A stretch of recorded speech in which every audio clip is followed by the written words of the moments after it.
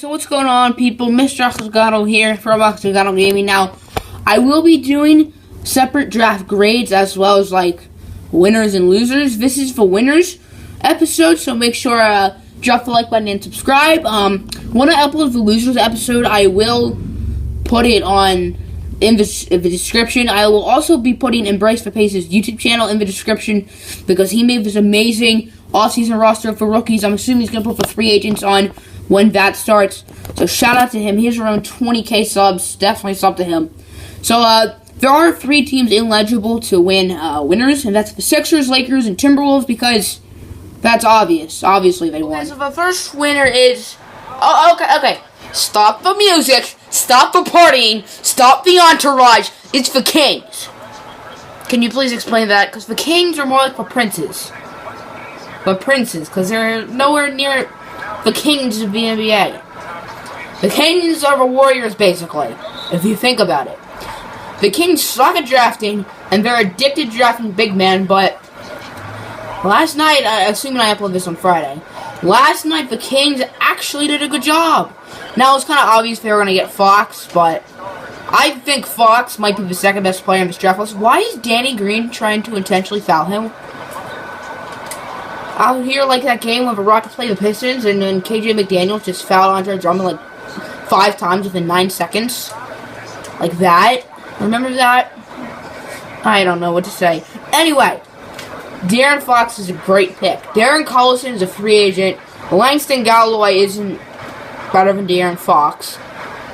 And yeah, the trade with the Trailblazers, I don't like it at all. Because you trade the 10th pick, which you can get like a Donovan Mitchell or OG Anunoby or Zach Collins. But instead you get pick 15 and 20. With pick 15 they took Justin Jackson, who I think is overrated. Personally, I don't really think he's that good. He's still a solid player. He's definitely a good shooter and scorer to come off the bench. So every NBA team would like that. At pick 20, they got Harry Giles. Now, Harry Giles is the... Who knows how the hell good is he going to be? Because at the beginning of this season, he was the number 1 guy. He was the number 1 prospect coming out of this class in high school. But he's had 2 or 3 ACL tears, and yeah. And he didn't play much in college, and he's fallen. But I think that's a great pick. He might either suck, or he's going to be a good player. But at pick 20... You need to take someone who you might think might be good. You want to go, especially if you're like the Kings, you need to go with a go big or go home pick. And that's exactly what Harry Giles is.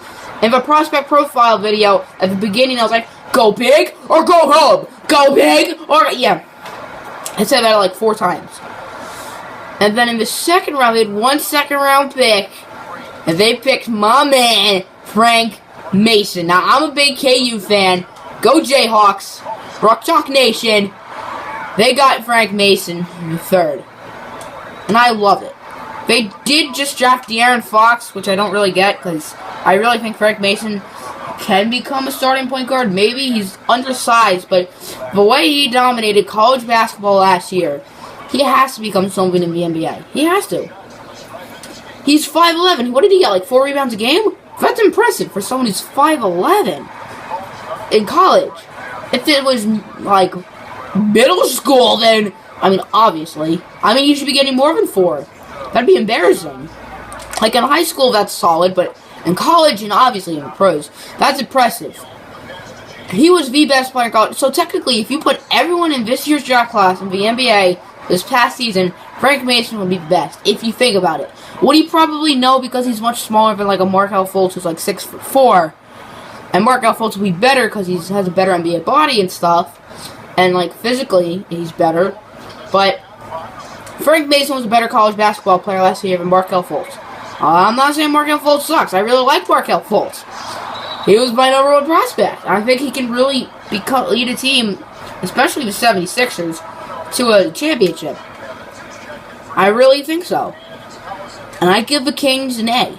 And they're one of my 4 winners. I really think the Kings hit a home run on draft night. They actually technically hit like 3 or 4, if you think about it. Next winner isn't someone who you'd think is a winner. They only had 1 pick in the whole draft, and it was in the late 1st round. They didn't make any trades, but that 1 pick is phenomenal. The Toronto Raptors are my next winner. Now, The Raptors drafted OG Anunoby from Indiana with like the 22nd, 23rd pick. OG was like 10th or 11th on my big board. I would have loved my Pistons to get him. I like Luke Kennard, but I like Anunoby a little better. Anunoby isn't a great shooter, however, he's solid, he's serviceable, but he is so good defensively, it's crazy. Now, he has had injury concerns, which obviously is why he dropped to 23, or else he wouldn't have dropped to 23. Maybe he'd be on my Pistons. But injury concerns were a big issue with OG Anunoby. He's kind of like Harry Giles, just he's not as talented as Harry Giles. And I feel like OG Anunoby's perfect. They could use a wing. Their best small forward is Jabari Carroll, and yeah.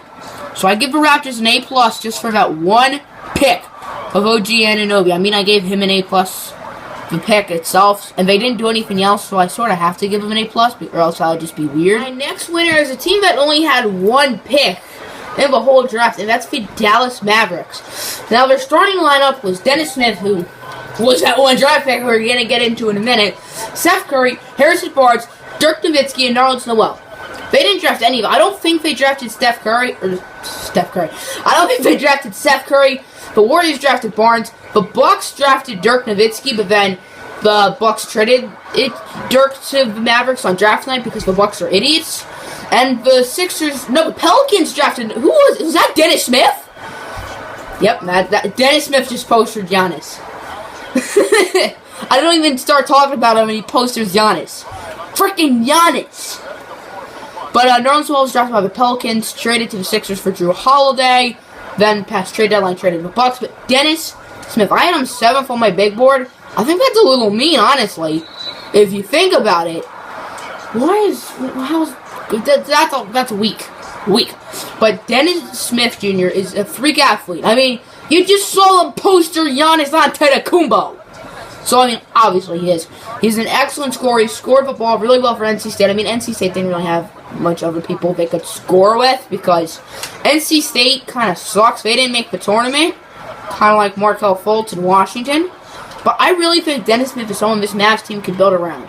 The Mavs aren't the greatest at drafting, as you just saw, but the Mavs have been consistently good. This is their first top 10 pick in the Mark Cuban era, with Mark Cuban as their owner. Mark Cuban's a good owner. He is a really good owner. He knows what he's doing. And now they have this player who I think can be a superstar in Dennis Smith Jr., their franchise point guard. And their franchise player, I think, if he can develop well, which I think he will, I wouldn't be surprised if maybe he wouldn't win Rookie of the Year, but he definitely contend and definitely one of the all-rookie teams. I think he's going to do well since the start, and I really think he will be an excellent player in the NBA. Let's block Jabari, or steal it from Jabari, and let's chuck a full court shot with Steph Curry. The final winner is the Utah Jazz. Now, they're playing the Grizzlies. The Grizzlies, they also won, in my opinion. The only reason why they're not on this list is because they only had 2 second-round picks, so yeah, that's the only reason why. But I do think the Grizzlies still won. So anyway, the Utah Jazz are my final winner, and let me just say, they finessed the Nuggets. They finessed Denver to a point where it's honestly messed up. It's a joke. But so they traded the 24th pick and Trey Lyles, who they drafted a few years ago in the lottery, and he doesn't look like much, for the 13th pick, which they got Donovan Mitchell, who I wanted the Pistons to get at 12. The Jazz finessed him. Donovan Mitchell is a really good player. And the Nuggets drafted Tyler Lydon, who I don't think is first-round talent. I don't know what they were doing. The Jazz want to keep Gordon Hayward and George Hill, who are both free agents. And both are going to want a lot of big chunk of change this offseason. And this draft helped them, kind of like what the Thunder tried to do with Durant and the Oladipo deal. But, I mean, Durant still left. And then later in the first round, the Jazz traded the 30th pick as well as like the 42nd to the Lakers for the 28th pick, and I think the Lakers won that deal. Not like counting like who each team picked. The Jazz with that 28th pick, they took what's his face, Tony Bradley from North Carolina, which I think that's a really good pick because they could use a backup center for Gobert in case Gobert got injured, like he did in the playoffs. Even though they won that series against the Clippers, they got swept against the Warriors. And the Warriors center, even though it's future Hall of Famer Zaza, That's quite Hall of Fame talented to most people. I mean, he's the main reason why the Warriors are in the won the finals. I mean, he's the reason why they got in the finals, because they swept the Spurs because he injured Kawhi. I'm not saying that's a good thing. For one thing, I'm not even a Warriors fan. I hate the Warriors. I hate the Cavs too. So I'm not a bandwagoner. I'm a Pistons fan. You can't call me a bandwagoner here. I didn't say my team was one of the 4 winners. I'm not a bandwagon.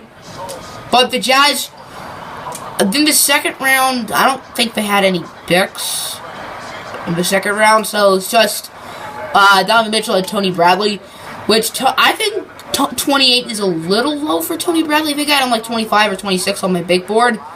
Around that area. So 28 is a good area. Mitchell had like 12. So once again, good area. And shooting guard is an F for the Jazz. I really like Rodney Hood. However, I don't think he had a great year last year. And is someone injured? Is Gordon Hayward injured? No. I mean, I don't really care. Sorry, Gordon Hayward. I mean, for one thing, this is a video game.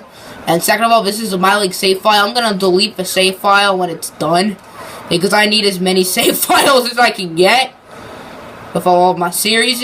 And I needed to keep the 82-0 one forever. I mean, I kind of have to, where I actually went 82-0 with the EuroLeague team. Speaking of, the 82-0 series isn't over. I know I'm going to be doing next, which I'll do that pretty soon. But anyway, hope you guys enjoyed hearing my winners for the... Yeah, I will be making a video of the draft's losers as well. So, adios. That was the guinea pigs.